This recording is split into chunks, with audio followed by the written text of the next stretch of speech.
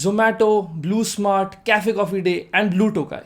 These are four Indian brands which have one thing in common, that they have tried to expand outside of India, which means that they have incorporated entities outside of India. However, whether they have worked out for them or not is a different story. But with the constant increase in the Indian startup ecosystem, as well as their ambition to go global, we will certainly see a lot more startups going through this route and expanding themselves globally, which means that they will also be incorporating entities outside of India. And what this essentially means is that these Indian companies will now be spending and making financial commitments outside of India.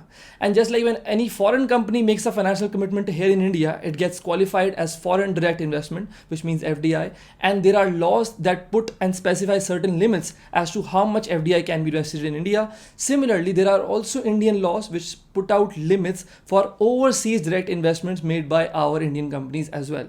But what are these limitations and what is the law on it is exactly what we will discuss in this video. Alright, so in order to understand these limitations, you'll have to come to the Foreign Exchange Management Overseas Investment Rules of 2022 and specifically to their Schedule 1, the part 3 of which clearly specifies that no Indian company can spend or rather make a financial commitment of more than 400% of its current net worth basis the last audited balance sheet, which simply means that if the company's current net worth is rupees, let's say 4, then they cannot be investing more money outside of India than rupees 16. That is the 400% limit that has been set upon them. And in addition to this, you also need to understand what is the definition of financial commitment.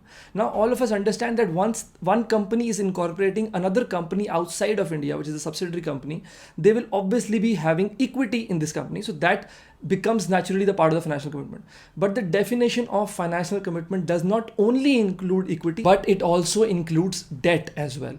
So the 400% limit that has been set upon Indian companies for making their financial commitments abroad, this includes both equity as well as the debt.